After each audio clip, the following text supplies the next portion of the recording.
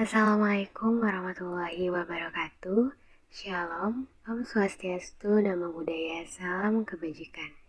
Yang terhormat Ibu Astuti Samosir MPD, selaku dosen pengampu mata kuliah retorika, dan yang kami banggakan rekan-rekan mahasiswa R4E.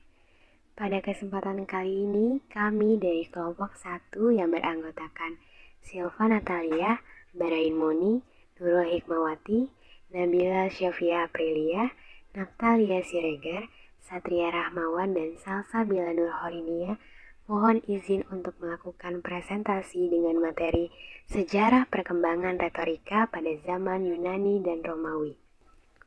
Pengertian retorika.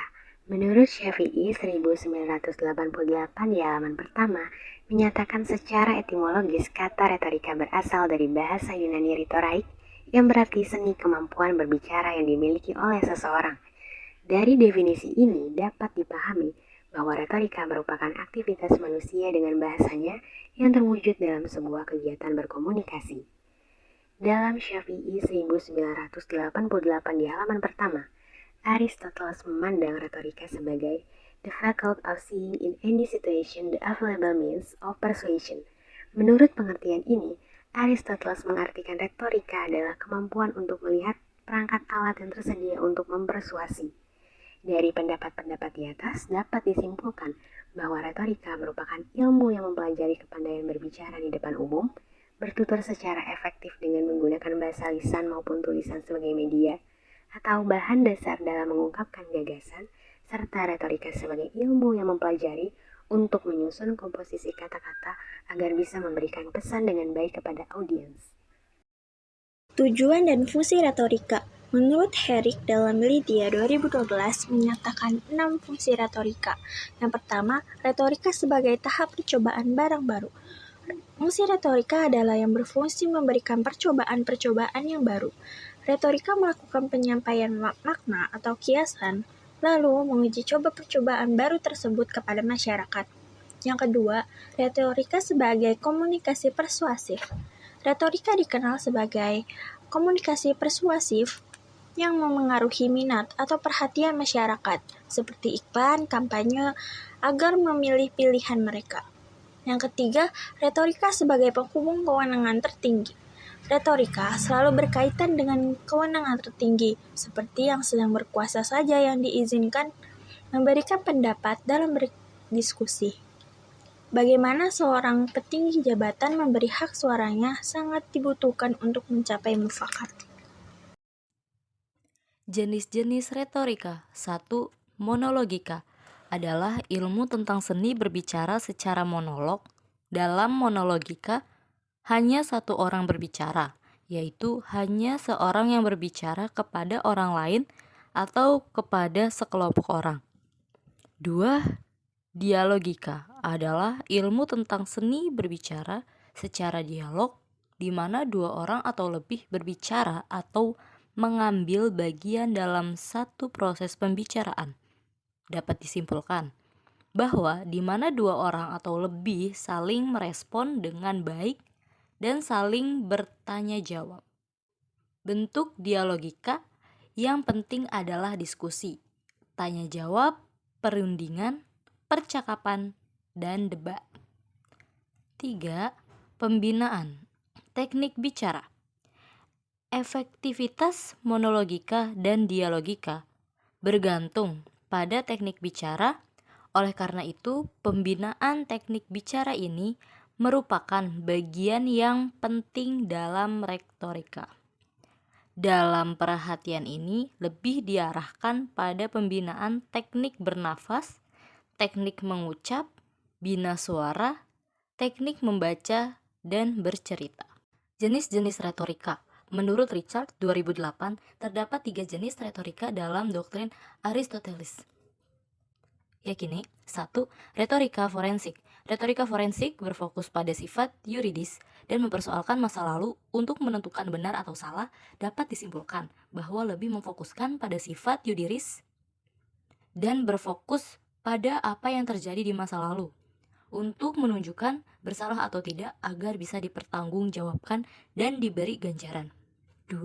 Retorika demonstratif. Retorika demonstratif berfokus pada epikdetik berkaitan dengan wacana, pujian, dan tuduhan untuk memperkuat sifat baik atau buruk seseorang, lembaga, maupun gagasan. Pidato jenis ini bertujuan memuji, menghormati, atau bahkan sebaliknya. Dapat disimpulkan bahwa lebih memfokuskan pada sifat pujian dan penistaan dengan tujuan memperkuat sifat baik atau sifat buruk seseorang. 3. Retorika deliberatif. Retorika deliberatif yang bermaksud untuk menentukan tindakan yang harus atau tidak boleh dilakukan halayak dapat disimpulkan bahwa pada teori retorika klasik, kemampuan retorika lebih banyak dipraktekkan pada bidang hukum serta kepentingan politik dan lebih memfokuskan diri pada apa yang terjadi di kemudian bila diterapkan sebuah kebijakan saat sekarang. 1. Sejarah perkembangan retorika zaman Yunani.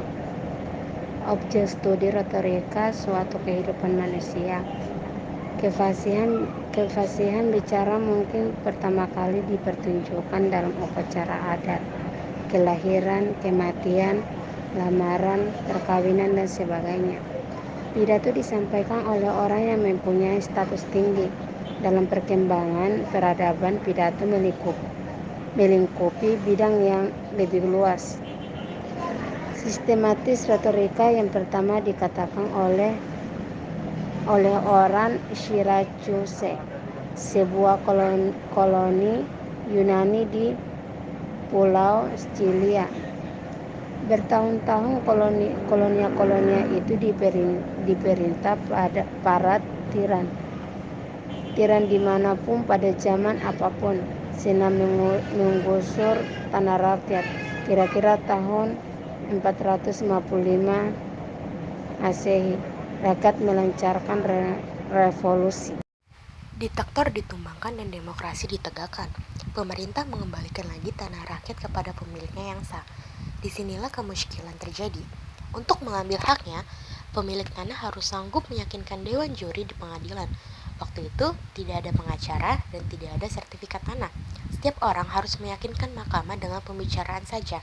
Sering orang tidak berhasil memperoleh kembali tanahnya hanya karena ia tidak pandai bicara. Untuk membantu orang memenangkan haknya di pengadilan, Korex menulis makalah retorika yang diberi nama teknik logan atau seni kata-kata. Sejarah perkembangan retorika zaman Romawi. Teori retorika Aristoteles sangat sistematis dan komprehensif. Pada satu sisi, retorika telah memperoleh dasar teoris yang kokoh. Namun pada sisi lain, uraiannya yang lengkap dan persuasif telah membuka para ahli retorika yang datang sesudahnya. Orang-orang Romawi selama 200 tahun setelah di arte retorika tidak menambahkan apa-apa yang berarti bagi perkembangan retorika. Buku Ad Herennium yang ditulis dalam bahasa Latin kira-kira 100 sebelum Masehi hanya mensistematiskan dengan cara Romawi warisan retorika gaya Yunani. Orang-orang Romawi bahkan hanya mengambil segi-segi praktisnya saja.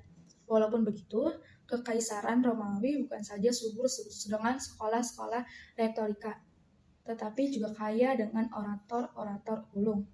Antonius, Crassus, Rufus, Hortensius, yang disebut terakhir terkenal sebagai begitu pawai dalam berpidato, sehingga para artis berusaha mempelajari gerakan dan cara penyampaiannya.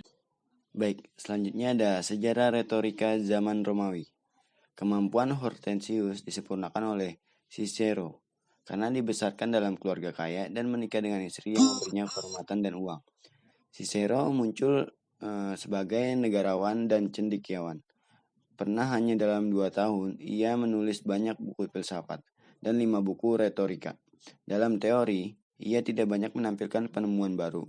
Ia banyak mengambil gagasan dari Strates, ya, efek pidato akan baik bila yang berpidato adalah orang baik juga. The good man speak well. Dalam praktek, Cicero betul-betul orator yang sangat berpengaruh. Kaisar penguasa Romawi yang ditakuti memuji Cicero.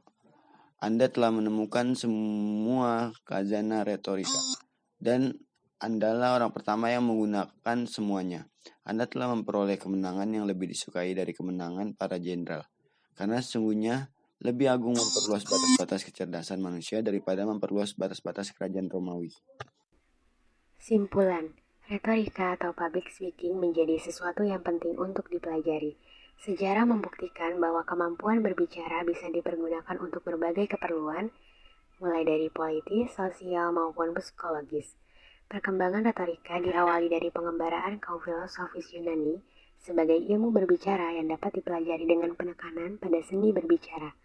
Public speaking menekankan pada efektivitas pesan yang dapat diterima oleh audiens. Pada masa Yunani kuno, tradisi retorika menjadi suatu yang sistematis dan terorganisasi. Dengan kata lain, sejarah mencatat bahwa sejarah perkembangan komunikasi dengan tradisi retorika berasal dari kebudayaan Yunani kuno. Kata retorika sendiri berasal dari bahasa Yunani yaitu rhetor, yang artinya orator atau bisa juga teacher. Demikian presentasi dari kelompok 1 mengenai topik sejarah perkembangan retorika pada zaman Yunani dan Romawi. Semoga ilmunya membawa kebermanfaatan. Kurang dan lebihnya mohon maaf. Wassalamualaikum warahmatullahi wabarakatuh.